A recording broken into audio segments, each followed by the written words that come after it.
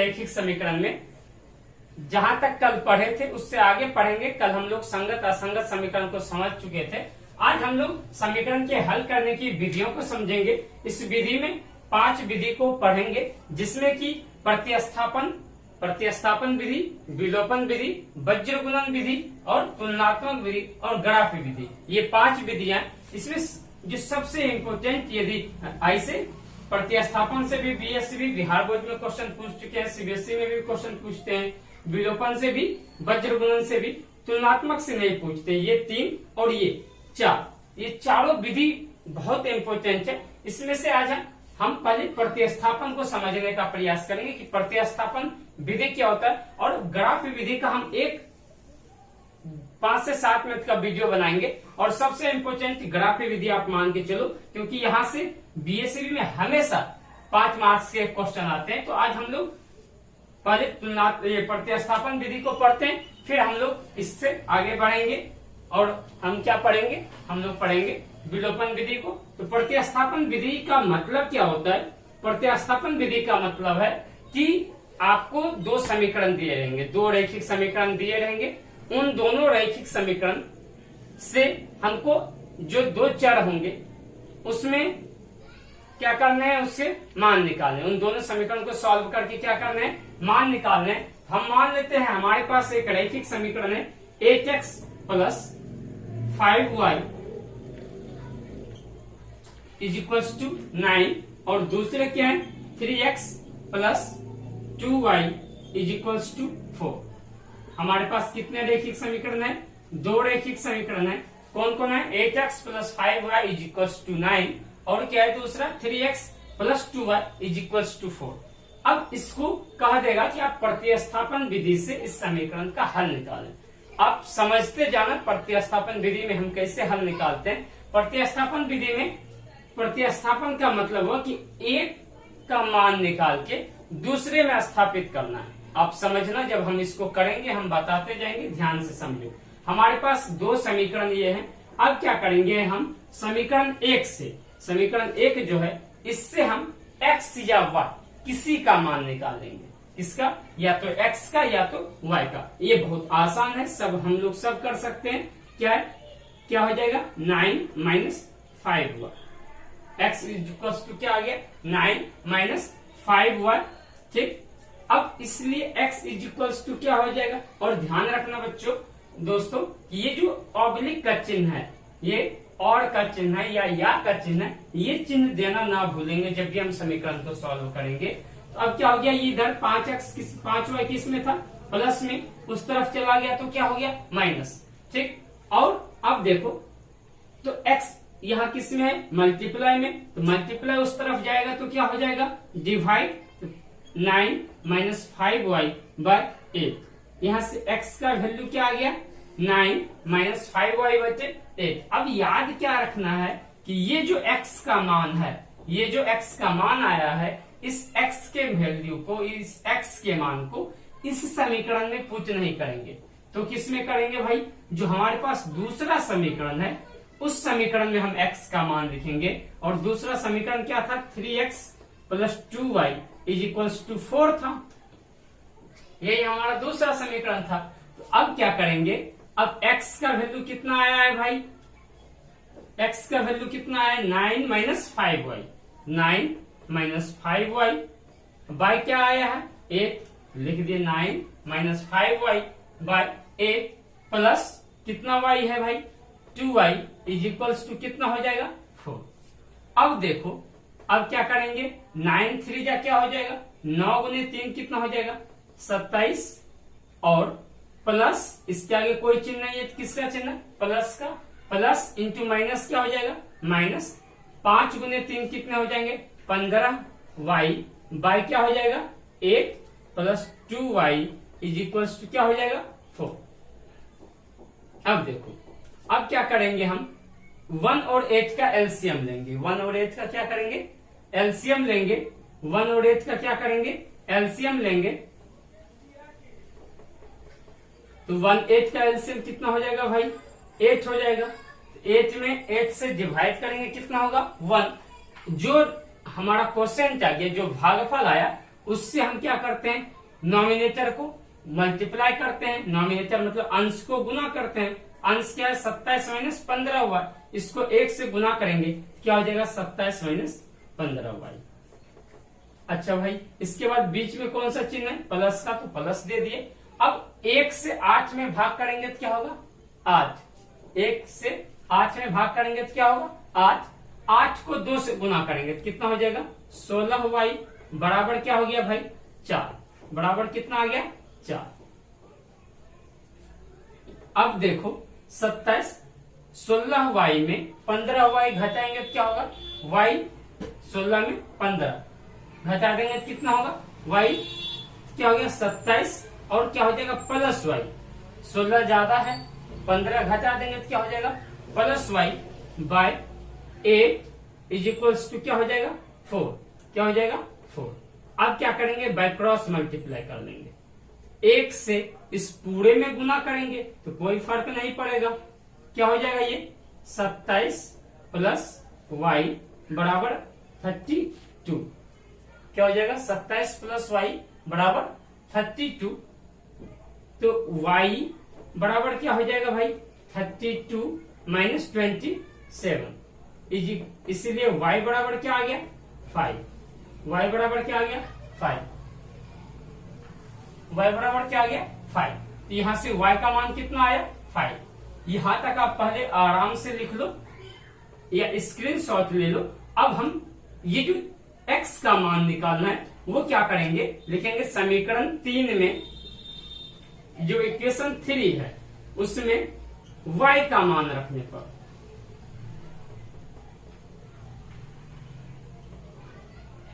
ठीक है भाई। अब देखो क्या करेंगे, समीकरण 3 में किसका मान रखेंगे, जिसका मान आ गया तो मान किसका आया y का। तो क्या है x is equals to 9 minus 5y upon 8 है। ठीक, तो क्या हो जाएगा, अब हम इसको ऊपर मिटा देते हैं थोड़ा। ठीक, अब देखो ध्यान से समझना। अब देखो क्या आ गया 9x इज इक्वल्स टू क्या आ गया 9 माइनस 5y। y का वैल्यू कितना है भाई, कितना आया है 5, अब बच्चे 8 हो जाएगा। अब देखो समीकरण 3 हमारा यही था। ठीक, अब देखो x इज इक्वल्स टू क्या हो गया 9 माइनस 5 इंटू 5, 5 गुने 5 25, बच्चे क्या हो गए 8। अब देखो x इज इक्वल्स टू क्या हो गया 9 में 25 घटाएंगे कितना हो जाएगा माइनस 16, अब बचे 8। ठीक, अब देखो इसको घटाने का बहुत आसान तरीका है कि जो बड़ा नंबर है ना, जब एक प्लस में रहे दूसरा माइनस में, तो 9 का अगर कोई चिन्ह नहीं है तो प्लस का चिन्ह है।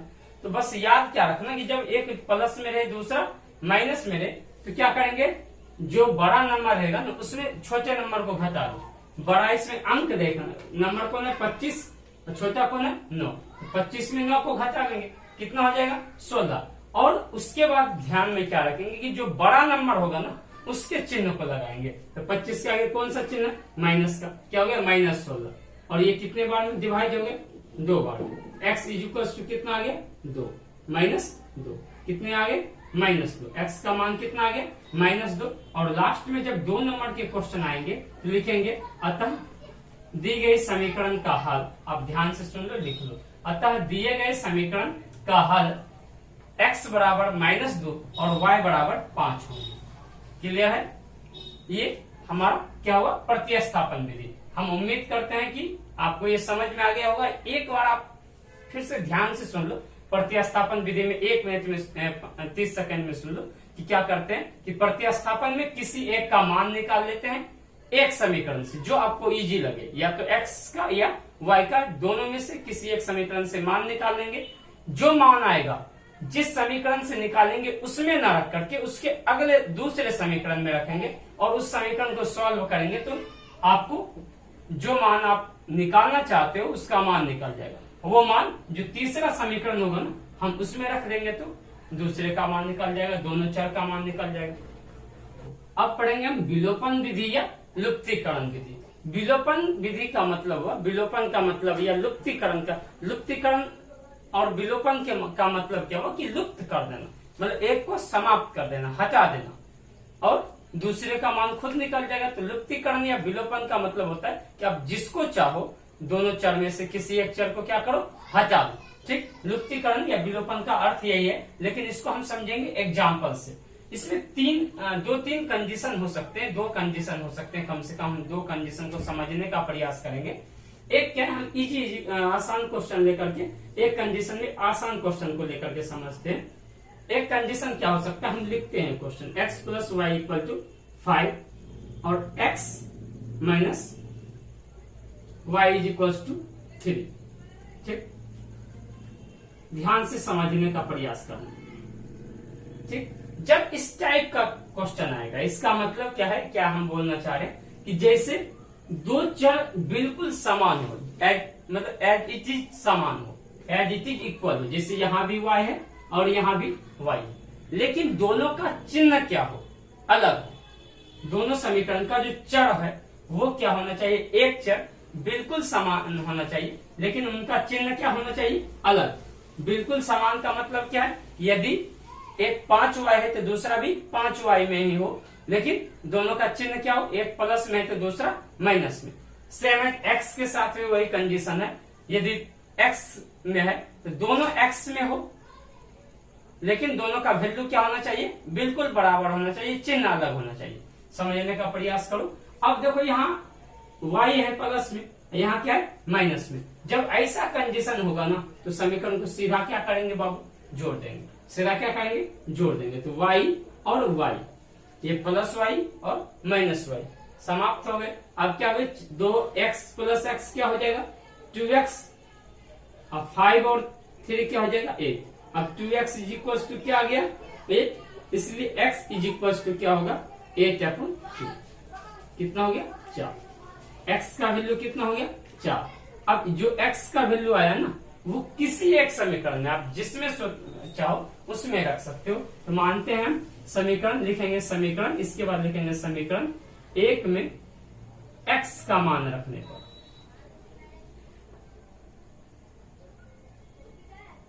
ठीक, अब क्या है हमारा समीकरण है x plus Y is equal to 5। x का वैल्यू कितना है 4 प्लस वाई इक्वल टू 5।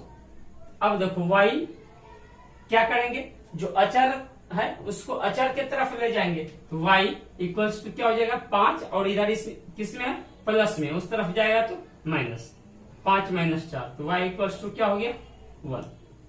क्या आ गया, y का वैल्यू कितना आ गया 1, y का मान कितना आ गया 1, x का मान कितना आ गया 4, x का मान कितना आ गया 4 और y का मान 1। एक तो ये है कि जब चर की संख्या, चर राशि का वैल्यू किसी एक चर का वैल्यू बिल्कुल समान हो और चिन्ह क्या हो अलग हो, तो ये एक आसान विधि है। अब देखो, अब हम यहाँ क्या क्वेश्चन लिए कि दोनों में किसी को कॉमन टर्म नहीं रखे, मतलब कोई भी बिल्कुल वैल्यू सेम वाला चर राशि में नहीं रखे। तो अब क्या करेंगे, इसको कैसे सॉल्व करेंगे, तो बहुत आसान है, बहुत आसान है, और इससे आसान तरीका कोई नहीं हो सकता है किसी भी समीकरण को सॉल्व करने का। अब इसमें क्या करेंगे, आप स्वतंत्र हैं, आप x को लुप्त करना चाहते हैं या y को, आप जिसको लुप्त करना चाहते हैं, मान लेते हैं कि हम y को लुप्त करना चाहते हैं, तो क्या करेंगे, y को का जो दूसरे समीकरण का गुणांक होगा उसको पहले समीकरण से गुना कर देंगे। तो दूसरे समीकरण में y का गुणांक कितना है 2, और पहले समीकरण में y का गुणांक जो रहेगा उसको दूसरे समीकरण से गुना कर देंगे। अब देखो 18 दूनी कितने हो गए, सॉरी 8 दूनी कितने हो गए 16x प्लस 5 गुने 2 कितने हो गए 10y बराबर क्या हो गया 9 दूनी 18। सेम है 5 दिया कितने हो गए 15x, 5 दूनी कितने हो गए 10y, 5 चौक कितने हो गए 20। अब क्या करेंगे, अब देखो समान हो गया क्या, पहले समान कर लिया एक पद को, अब घटा देंगे। अब क्या करेंगे, इजीली घटा लेंगे। घटाने का मतलब चिन्ह को क्या कर देंगे, चेंज कर देंगे। तो ये देखो चेन वाई से चेन वाई, एक प्लस में नीचे माइनस में, जो चिन्ह चेंज करेंगे तो जो नया चिन्ह होगा उसको देखते हैं। ये प्लस में है और इसका नया चिन्ह क्या हो गया माइनस, तो ये हट गया। अब 16x में 15x घटाएंगे तो x बराबर कितना हो गया, सॉरी 16 में 15 घटाएंगे तो क्या हो गया x बराबर 18 में 20 घटाएंगे तो क्या हो जाएगा -2। कि अभी तुरंत बताए थे कि 20 में आप 18 लगाता 2 हो गया, लेकिन 20 के नीचे कौन सा चिन्ह है, 20 बड़ा है तो 20 के नीचे माइनस का चिन्ह है, इसलिए x का मान कितना आ गया यहाँ से -2। अब क्या करेंगे, इसी मान को किसी समीकरण में रख लो, लिखेंगे समीकरण 1 में x का मान रखने पर, बहुत आसान है। क्या करेंगे, समीकरण 1 में x का मान रखेंगे, समीकरण 1 में 2 कर लो, 2 इजी। और ध्यान रखना कि जो छोटा समीकरण है ना, जिसमें कैलकुलेशन कम हो, उसमें आप मान रखो। 2 रख लिए हम, क्या है 3x + 2y बराबर कितना है 4, ये दूसरा समीकरण। अब x का मान कितना है -2 + 2y बराबर कितना हो गया 4, तो 3 गुने -2 कितने हो जाएंगे -6 + 2y बराबर क्या हो गया 4। अब देखो ये माइनस से उस तरफ चले जाएंगे तो क्या हो जाएंगे +2y बराबर क्या हो गया 4 + 6, तो 2y बराबर क्या हो गया 10, इसलिए y बराबर क्या हो जाएगा 10/2, कितने हो जाएंगे 5। y का मान कितना आ गया 5, y बराबर कितना आ गया 5। अब देखो पिछले समीकरण में जब प्रतिस्थापन विधि से किए थे तो वहां भी y का मान कितना आया था 5, x का मान कितना आया था -2। विलोपन से किए, यहाँ भी x का मान कितना आया -2, y का मान कितना आया 5। तो बच्चों ये 2 विधियां थी जो बहुत महत्वपूर्ण है बोर्ड एग्जाम के दृष्टिकोण से। यहाँ से एक क्वेश्चन फिक्स है बिहार बोर्ड में, और बिहार ही बोर्ड में नहीं, सीबीएसई आईसीएसई किसी भी बोर्ड के आप स्टूडेंट हो, सब जगह प्रतिस्थापन विधि से क्वेश्चन आएंगे, ठीक है, या और विलोपन से। तो आप और विलोपन आपको हेल्प करेगा कहाँ, जब आप किसी भी समीकरण को सॉल्व करोगे तो जल्दी से सॉल्व करने में सबसे आसान विधि ये है।